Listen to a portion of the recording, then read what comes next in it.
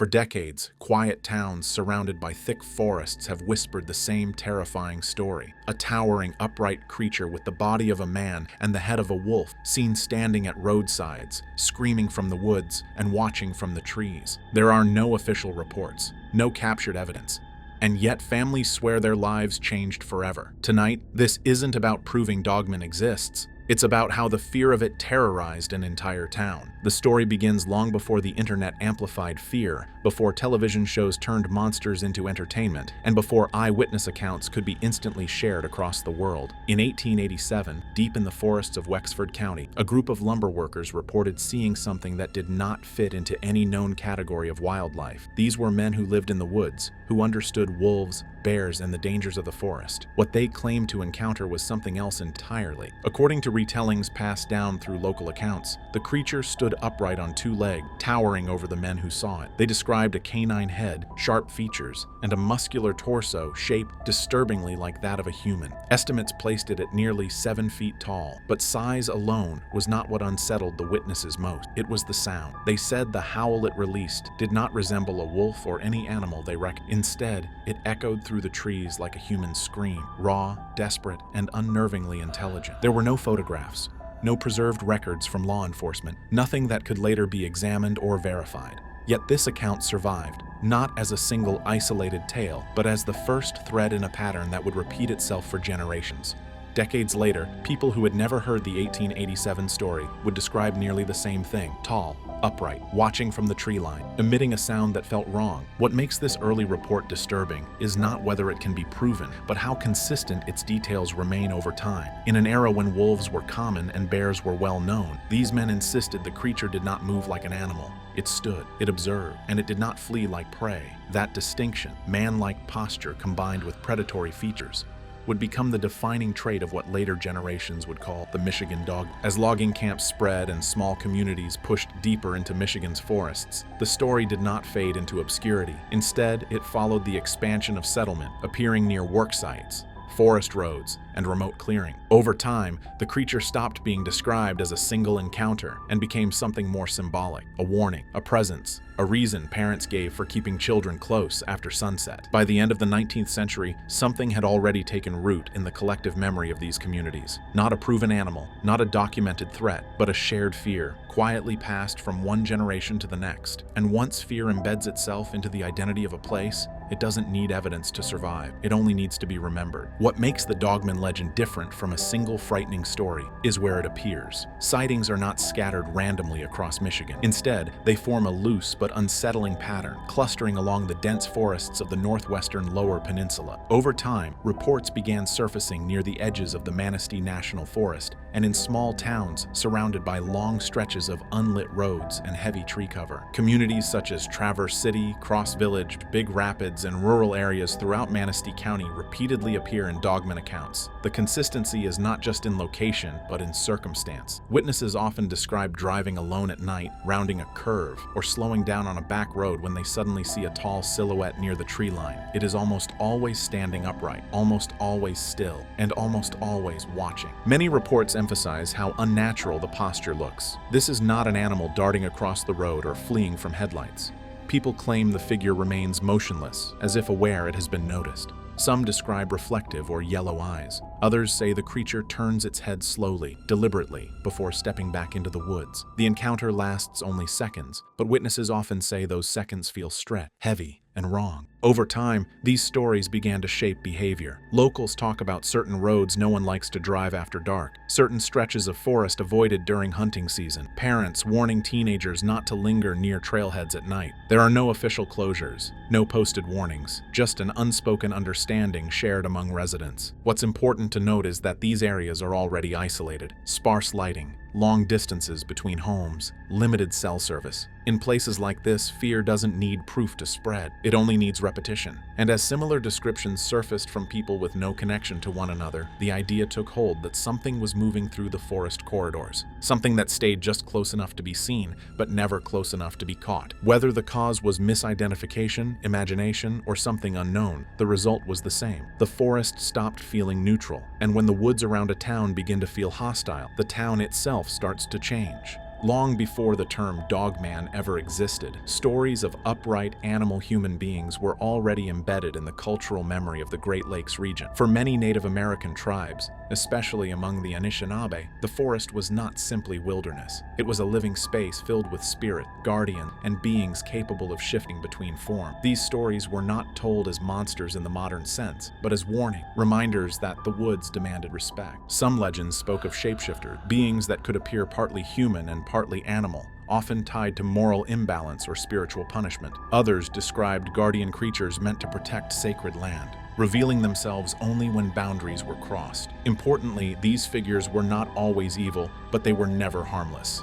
They existed in the space between worlds, and encountering one was believed to change a person forever. When European settlers arrived, they brought their own fears with werewolf legends from Germany, France, and Eastern Europe, merged with unfamiliar forests and unfamiliar sounds. Wolves in North America were larger than many settlers had ever seen. The woods were deeper, darker, less forgiving. Over time, these old-world fears blended with indigenous stories, creating something new, a creature that was neither fully spiritual nor fully animal, but deeply unsettling. This blending matters because it explains why Dogman sightings often feel symbolic rather than random. Witnesses don't just describe an animal, they describe a presence, something watching, something aware, something that doesn't behave the way wildlife should. In folklore, creatures like this appear when humans overstep, when forests are logged too aggressively, when land is taken, or when isolation strips away the comfort of community. By the 20th century, the Dogman legend had become a modern mask for something much older, the fear of the woods turning against the people who live beside them. It wasn't just about what someone might see out there. It was about what the forest might still be hiding, and whether humans truly belong there at all. This is why Dogman stories don't fade. They evolve. Each generation reshapes the creature to match its own anxiety, but the core remains the same. A boundary crossed, a warning ignored, and a figure standing upright in the dark, reminding people that some places were never meant to feel safe. By the 1930s, stories of strange creatures in Michigan's forests were already part of rural folklore. But in 1937, one report stood apart from the rest, not because it proved anything supernatural, but because it was treated as something more than a campfire story. In the small town of Paris, a man named Robert Fortney claimed he was attacked while walking at night.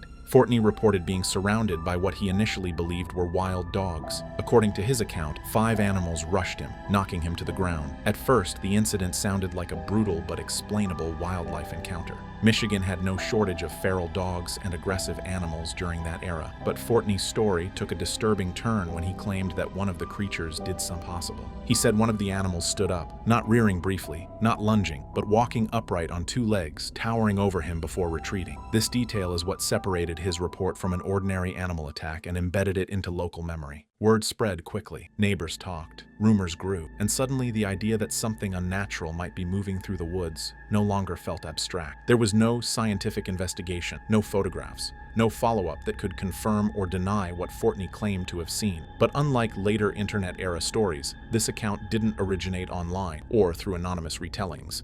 It circulated locally through newspapers and word of mouth at a time when making such a claim invited ridicule rather than attention. For residents of Paris and nearby communities, the incident created a shift. The woods were no longer just dangerous, they were uncertain. People began to question what they thought they understood about the animals around them. And once that doubt takes hold, fear doesn't need evidence to survive. Whether Fortney misidentified an animal in a moment of panic or experienced something his mind struggled to process, his report became a cornerstone of Dogman lore, not because it proved the creature existed, but because it showed how a single moment could permanently alter how a town viewed the darkness beyond its borders. After 1937, sightings didn't stop. They grew quieter, more cautious, and far more personal. By the time the mid-20th century arrived, Dogman stories were no longer isolated events. They had become something more subtle and far more powerful, a shared understanding of places to avoid. There were no official warning, no newspaper headlines declaring danger. Yet entire communities began altering their routines based on stories passed quietly between neighbors. In northern Michigan, especially near logging sites and forest access roads, early accounts describe workers refusing to enter certain tracts of land after sunset. These were not inexperienced men.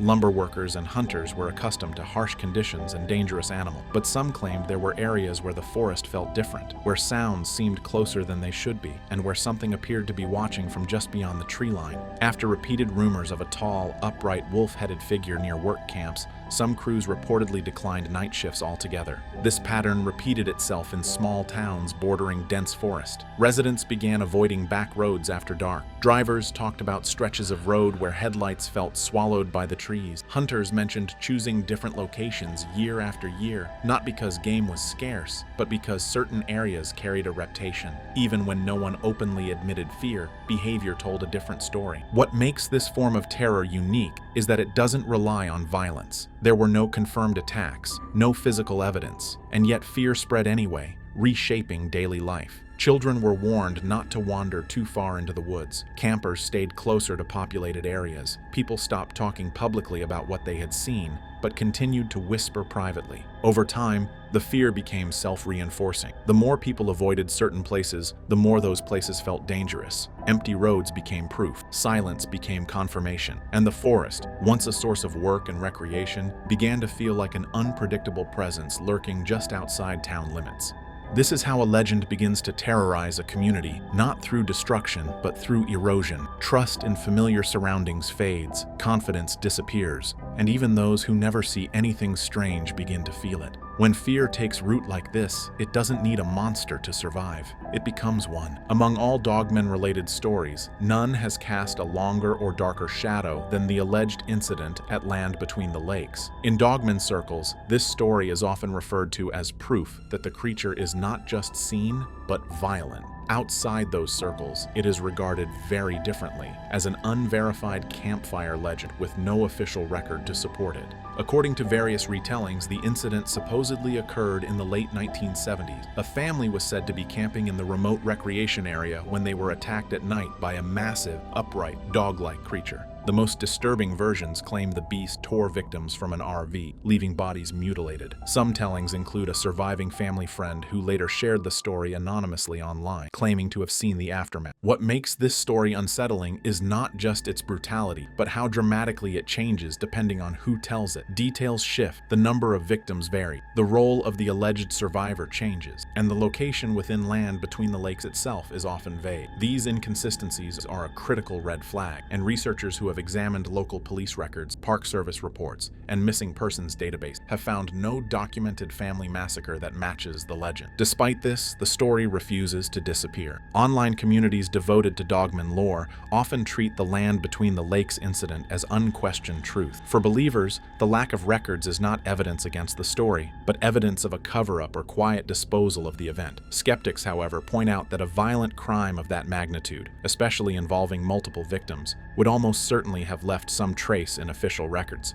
The importance of this story lies not in whether it happened, but in what it represents. It marks the moment when Dogman lore crossed from fear and avoidance into outright horror. It transformed the creature from something that watches into something that kills. And once a legend reaches that point, it becomes far more difficult to challenge. For many listeners, this is the story that solidified their fear, not because it can be proven, but because of how vividly it is told. And sometimes the most dangerous stories are the ones people believe without ever needing confirmation. For many people who claim to have encountered Dogman, the sighting itself is not the worst part. Witnesses often say the moment is brief, sometimes no more than a few seconds. A tall shape at the edge of the headlights, a figure standing motionless near the tree line, a scream from the woods that doesn't sound animal, and then it's gone. But the fear doesn't leave with it. Truck drivers traveling through rural Michigan describe pulling their vehicles to the side of the road afterward, hands shaking, heart pounding, struggling to calm themselves before continuing. Some report changing their routes permanently,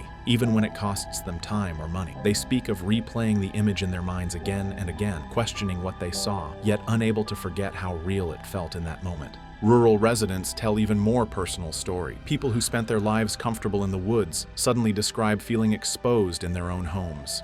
Cabins that once felt peaceful begin to feel vulnerable. Ordinary nighttime sounds, branches scraping, wind pushing through trees, distant animals, take on a threatening tone. Several witnesses say they started sleeping with lights on, checking windows repeatedly, or refusing to step outside after dark unless absolutely necessary. What deepens the heartbreak is what happens when witnesses try to talk about it. Many say they were met with laughter or disbelief. Friends dismissed the experience as imagination or stress. Neighbors warned them not to repeat the story unless they wanted to be labeled unstable. In some cases, law enforcement listened politely, but without evidence, nothing could be done. The fear remained undocumented, unacknowledged, and unresolved. This reaction creates a second wound. Witnesses don't just carry fear, they carry shame. They begin to question themselves. They stop sharing what they saw, even with people close to them. Some describe feeling foolish for being afraid, even as anxiety tightens their chest and sleep becomes fragmented. The experience becomes something they live with quietly, afraid of ridicule and equally afraid of what might happen if they go back to the woods.